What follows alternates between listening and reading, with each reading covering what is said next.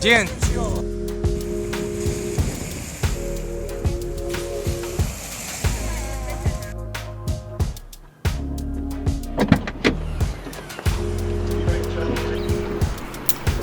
Welcome back to the channel, and this is another video for the upgrades I've done to the Land Cruiser. When going on road trips, and any trips for that matter, whether you're camping or especially long road trips, you're going to want some better sounds to listen to on the drive. So one of the first things I upgraded on the Land Cruiser was the stereo. Although it didn't have the factory stereo systems anymore, it did have an aftermarket single-in unit, but it was kind of a cheap, crappy one, so I just had to change that out. I did want something with Bluetooth capability so that I could tether or connect the phone and listen to different sources, such as Spotify or different audio sources. So this kit came with all the wiring necessary to get it connected to a wiring harness.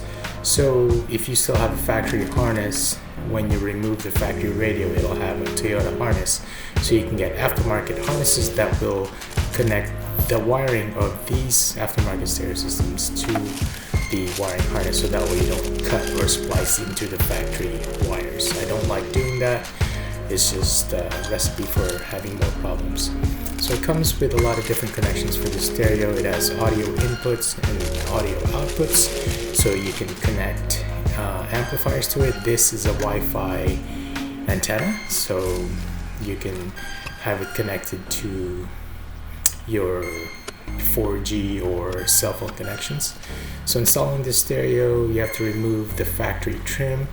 There's a couple of screws behind where the ashtray would have been, and also a couple of screws above there on top of this where the stereo is, which would have been the cup holder. So there's a couple of screws up here also that you need to remove.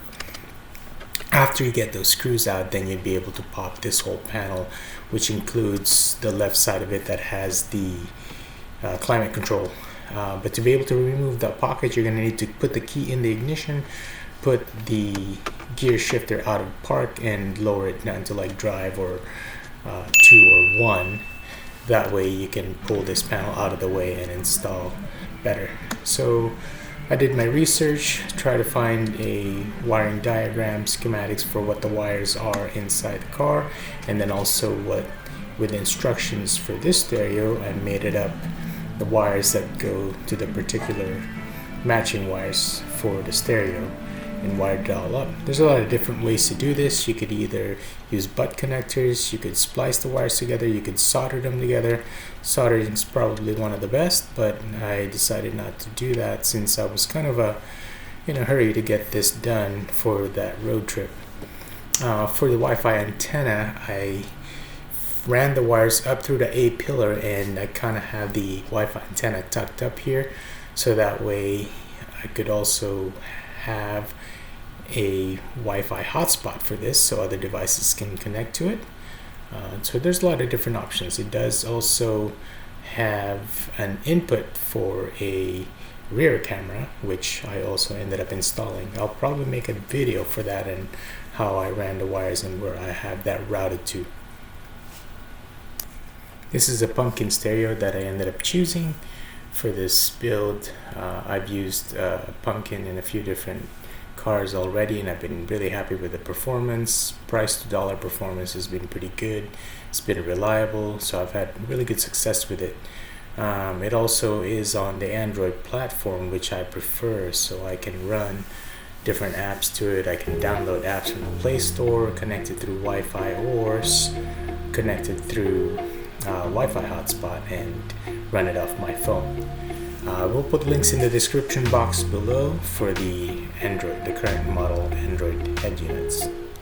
So as it is, it does have more power than the factory stereos. Factory stereos are pretty low watts typically, especially since these are older trucks, so their stereos would have been older. So here I used a file so I can make it fit better. The hole I cut out, or the hole for the doubled in wasn't quite wouldn't fit this stereo, so I had to file it down some more so I could fit it in properly. all. So this did have more power than what I replaced, even though when I bought the truck it had an aftermarket stereo, it still wasn't as high powered as this. So as it is, it already puts out better sound. And I did replace the 4 speakers in the truck to get better sound. I've got 2 speakers in the front doors and 2 speakers in the back doors. So I will make a video for those so you can see what I used. So I set up my account into the Google Play Store and was able to download some apps. I downloaded Spotify, I downloaded Google Maps, Waze for mapping. It also can run the Torque app, which gives you diagnostic capabilities connecting to the OBD2 port of the truck. I bought one of the small Bluetooth dongles and that ties into the stereo. And here I'm fitting the trim panel back in after I've filed some material to make it fit in properly. I did end up doing some more adjustments. I used some spacers on the bottom screws of the stereo so that way you can angle up towards the driver slightly, because in the bright sunlight it's a little bit harder to see because of how the factory angle would have been where the stereo sits. But all in all, super happy with the stereo. I definitely suggest this stereo. I've used it in different models of this pumpkin in different builds. Thanks for watching, and please click subscribe and hit the bell icon for updates.